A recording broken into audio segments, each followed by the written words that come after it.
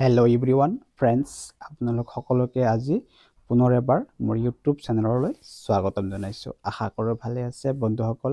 Thumbnail দেখিয়ে গম পাইছে আজিৰ ভিডিঅ'ৰ বিষয়বস্তু কি হ'বলৈ গৈ আছে। বন্ধুসকল, আপুনি ইউৰিক এচিডৰ সমস্যাত ভুগি আছে নেকি? আপোনাৰ গাঁঠিয়ে গাঁঠিয়ে বিষ হৈছে নেকি? আপোনাৰ বডি জ্বলা পোৰা কৰিছে নেকি? আপুনি চলাফুৰাত কিবা অসুবিধা পাইছে নেকি? বন্ধুসকল, যদি আপুনি ইউৰিক এচিডৰ সমস্যাত ভুগি আছে তেতিয়াহ'লে আপুনি নাভাবিব যে অকল আপুনিয়ে ভুগি আছে। বন্ধুসকল, পৃথিৱীত মিলিয়ন মিলিয়ন মানুহ এনেকুৱা সমস্যাত ভুগি আছে। বন্ধুসকল, এই ইউৰিক এচিডৰ বৃদ্ধিয়ে আৰম্ভণিত বিশেষ অসুবিধা নকৰিব পাৰে, কিন্তু দিনে দিনে যেতিয়া ইয়াৰ পৰিমাণ বেছি বৃদ্ধি পাই যায় তেতিয়া আপোনাৰ কিডনি, আপোনাৰ বডিৰ বিভিন্ন গাঁঠিত বিষ, এনেধৰণৰ নানা ধৰণৰ ডাঙৰ ডাঙৰ সমস্যা সৃষ্টি কৰিব পাৰে। বন্ধুসকল, এই ইউৰিক এচিডৰ বৃদ্ধিয়ে আপোনাৰ গাঁঠ বেমাৰলৈকে সৃষ্টি কৰিব পাৰে। বন্ধুসকল, গাঁঠ বেমাৰটো হৈছে যে আপোনাৰ হাতৰ আঙুলি বা ভৰিৰ আঙুলিৰ গাঁঠিবোৰত ৰঙাচুৱা হৈ ফুলি উঠা। এয়া মই ছবিত দেখুৱাই দিছোঁ।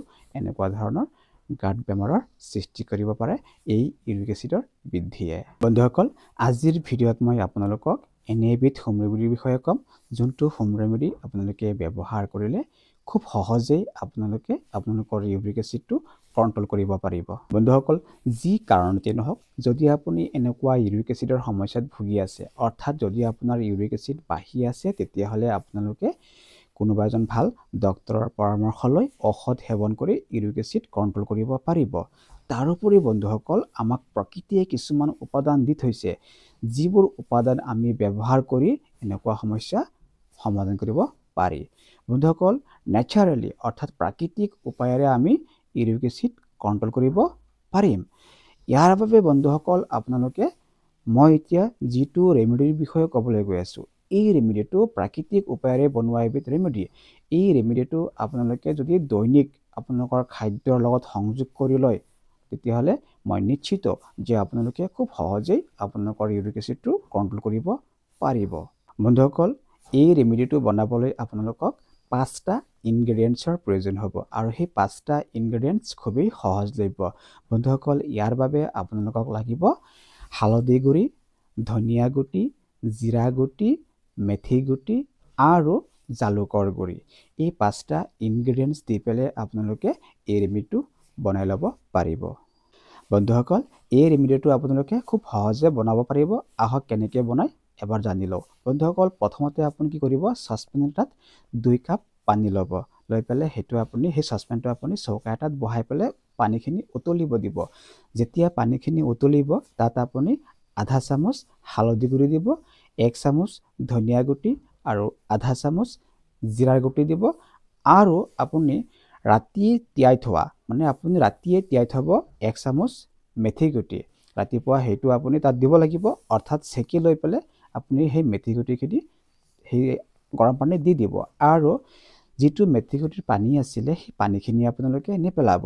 সেই পানীখিনি আপুনি খাই থ'ব, কাৰণ সেই পানীখিনিয়ে আপোনাৰ অৰ্গেনবোৰত, আমাৰ ইণ্টাৰনেল অৰ্গেনত ভাল উপকাৰ সাধন কৰে। ঠিক আছে বন্ধুসকল, এতিয়া আপুনি এই যিকেইটা বস্তু আপুনি সেই গৰম পানীত দিছে, সেই পানীখিনি বা এই মিশ্ৰণটোক আপুনি 10 মিনিটমান উতলিব দিয়ক। তাৰ পাছত অৰ্থাৎ শেষত আপুনি তাত 1 চিকুট জালুকৰ গুড়ি দি দিব। দি লৈ পেলাই ভালকৈ অকণমান মিহলাই লৰাই পেলাই তাক নমাই আনক। নমাই আনি পেলাই সেইটো আপুনি এটা পাত্ৰত চেকি লওক। আপোনাৰ ৰেমেডি তৈয়াৰ হৈ গ'ল।